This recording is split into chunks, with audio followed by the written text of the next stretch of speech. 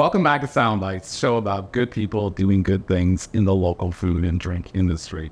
Really excited to be at Domaine de Grand Pré, outside of Wolfville, and speaking with Chef Jason Lynch. So I've been a fan and of Chef Jason for, I think we've known each other going on a quarter century. And Chef Jason has been here at Grand Pré almost since obsession. Yeah, almost. I joined in 2008 officially. Right. Yeah. And now I can say if you're officially part of the family too. So, I am, yep.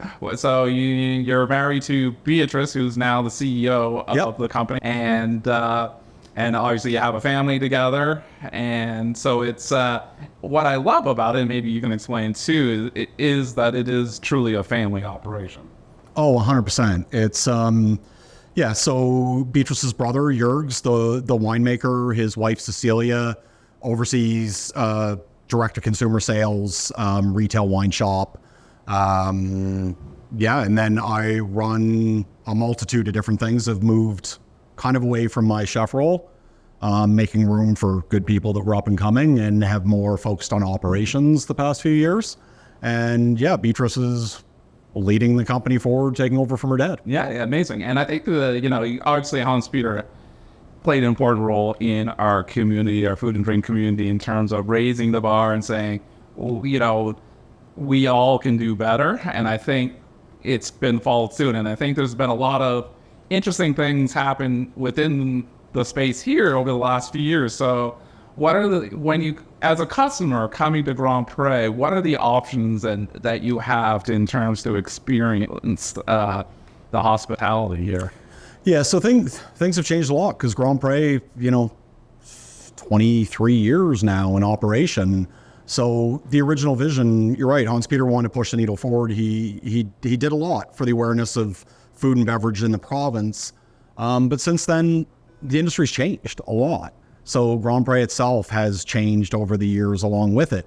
Currently, here at Grand Pré, we've got Le Caveau, the restaurant. We've got the retail wine shop. We've now just opened during COVID, the Inn, which is a 6-suite accommodations right on site. And, then we've got, the trails and stuff through the vineyards to the view parks.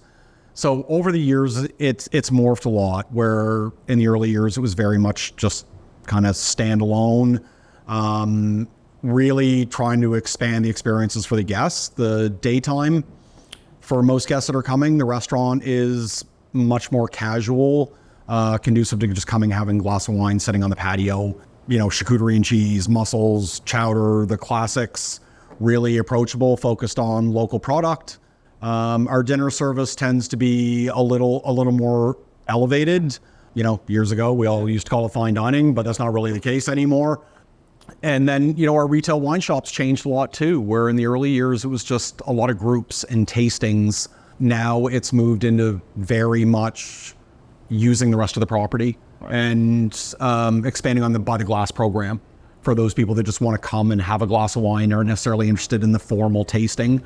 So we've developed all kinds of areas on site that you can go sit and just enjoy a glass of wine. Amazing. And one of the most interesting things for me was this kind of creation of the inn, because I think to date we hadn't really had that true elegant inn on a vineyard experience here in Nova Scotia. So what was the mindset? To be able to go to a property, whether it's a winery or another type of property, where you have your accommodation, you can have your dinner reservation, you can go for a stroll through a vineyard or go over to the UNESCO view park. It was just really attractive to our clientele. Amazing. And I came with a friend group, and I thought it was an amazing experience to come with a few couples and be able to stay there and have an amazing gourmet experience. So my favorite dining experience of last year was eating here. It was by far the best food I had. Maybe just tell what makes your food unique. I think has made Le Caveau special over the years. We base the restaurant on community-based agriculture. So I grew up on a farm not far from here, supporting local agriculture, doing the food in a really simple way, but yet giving back directly to as many of the farmers and suppliers as we can. But Everything we do is grounded in just classic fundamentals, but it's all about showcasing the best product we can get in a really simple way. Yeah, and I mean, I think that sums it up perfect.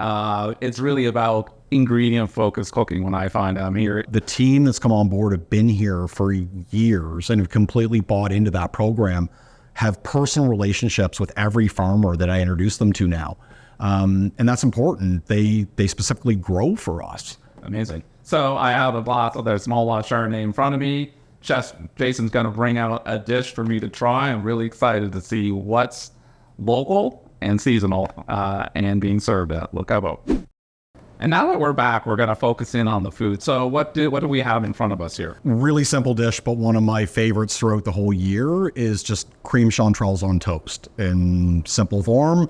Garden herbs that Anna, Hans Peter's partner, takes care of all the gardens here on the property. Light piece of toast, a little bit of olive oil, lightly sauteed chanterelles with shallot, deglazed with a bit of dry vermouth and Chardonnay from the property, and with a little bit of cream reduction. And if someone is not able to get down here and they happen to get chanterelles at the local farmer's market, anything in terms of preparation somebody should do? Yeah, so the one thing with the chanterelles is just cleaning them carefully. Avoid washing if you can. Sometimes you can't.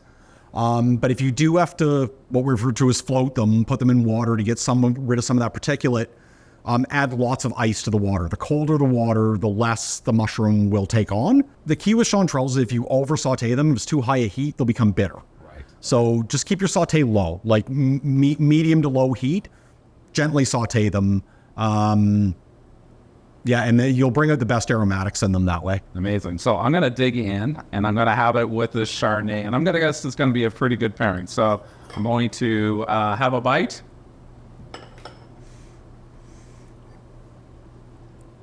A sip. It's a perfect pairing. So I would say if you want to have a great dining experience, or now, happy to say, a great overnight experience, head down to Domaine Grand Pré and check out the great things they're doing down here in the valley. Thanks, Jason. Thanks for having me today.